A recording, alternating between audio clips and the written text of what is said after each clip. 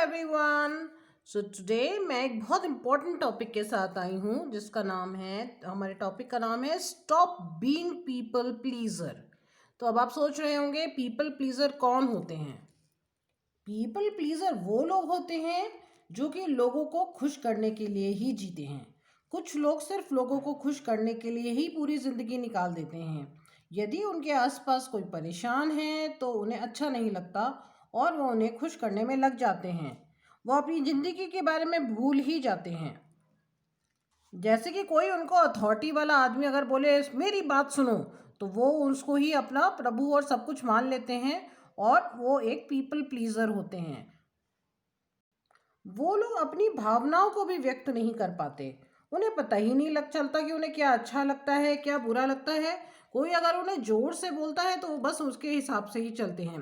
वो खुश होते हैं तो उनका मुंह वैसे ही रहता है, वो दुखी होते हैं तो वो वैसे ही रहते हैं, वो एंग्री होते हैं, कंफ्यूज होते हैं या फ्रस्ट्रेटेड होते हैं। आप उनके शक्ल पे जनरली एक ही भाव देखेंगे जिसे देख करके दूसरा आदमी समझ ही नहीं पाता कि वो उनके अंदर चल क्या रहा है।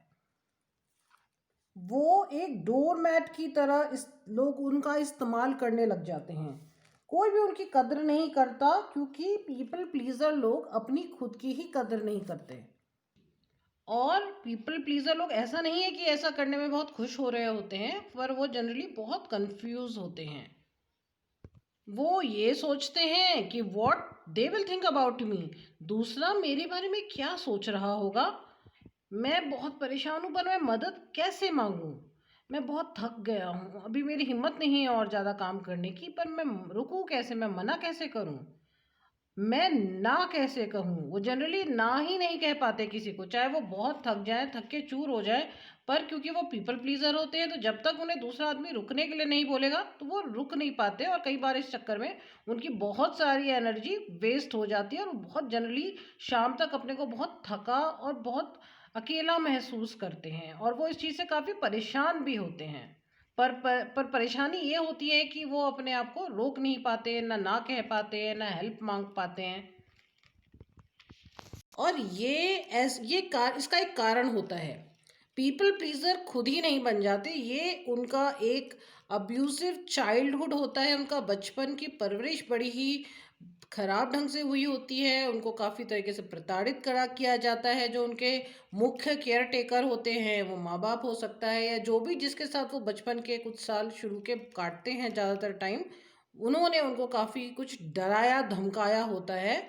तो उसकी वजह से लोग पीपल प्लीजर बन जाते हैं क्योंकि वो उनके अनकॉन्शियस माइंड में चला जाता है। उनके मुख्य केयरटेकर या उनके माँ बाप बहुत ज़्यादा सख्त होते हैं, बहुत ज़्यादा अनुशासन में रहने की रखते हैं बच्चे को। और उस बच्चा क्योंकि वो बहुत छोटा होता है तो उस बच्चे के पास इस चीज़ के अलावा कोई रास्ता नहीं होता कि वो उसकी बात माने। और धीरे धीरे उसके मन में ये बात घर कर जाती है उस बच्चे के मन में कि सामने अगर कोई बहुत ज़ोर से चिल्ला रहा है तो मुझे उसकी बात माननी है, इसके अलावा मेरे पास कोई रास्ता नहीं है। और आदत और अनकॉन्शियस माइंड मिल करके उस बच्चे का व्यक्तित्व ही ऐसा बना देते हैं कि वो पीपल प्लीजर बन जाता है। फिर बाद में वो बच्चा उस मुख्य केयर टेकर से या माँ बाप से दूर भी हो जाए तो ज़िंदगी में जो भी, चाहे बॉस हो या उनका लाइफ पार्टनर हो या आगे उसकी उनकी ज़िंदगी में कोई भी ऐसा आता है जो कि अथॉरिटी होता है और ज़ोर से चिल्लाता है या ज़्यादा सख्त होता है, तो वो पीपल प्लीज़र उसके भी सारा कहना मानता है, क्योंकि वापस वो पैटर्न बन जाता है और वो पीपल प्लीज़र फिर से उसकी सारी बातें मानना शुरू कर देता है। परंतु पीपल प्लीज़र आगे जा कर के उसको ये आदत अपनी छोड़ने की कोशिश ज़रूर करनी चाहिए, क्योंकि ये कोई फ़ायदा नहीं है इसको करके। इससे उल्टा आप दूसरे आदमी को और ज़िद्दी बना रहे हैं। ये उसके लिए भी अच्छा नहीं कि आप उसकी हर कहना मान रहे हैं।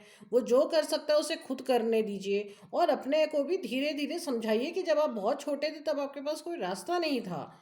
आप साफ मना कर सकते हैं, धीरे धीरे ना करने की आदत डालिए। पहले छोटी बात के लिए ना करिए, फिर बड़ी बात के लिए ना करिए। ये आपको भी सीखना पड़ेगा। एक पीपल प्लीजर को, एक दूसरे को खुश करने वाले आदमी को ये सीखना पड़ेगा कि ना कैसे कहनी है, मदद कैसे मांगनी है। कोई बात नहीं, सामने वाला गुस्सा करेगा पर उसके बाद वो अपना काम खुद कर लेगा, इसमें कोई हानि नहीं है।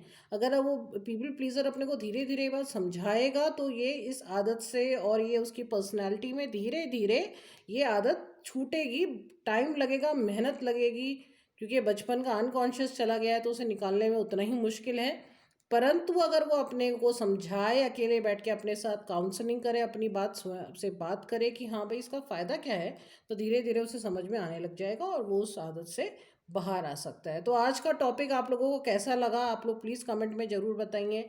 और आप सब्सक्राइब करें इस चैनल को और लोगों के साथ शेयर करें, हो सकता है कुछ और लोगों के भी ये काम आए।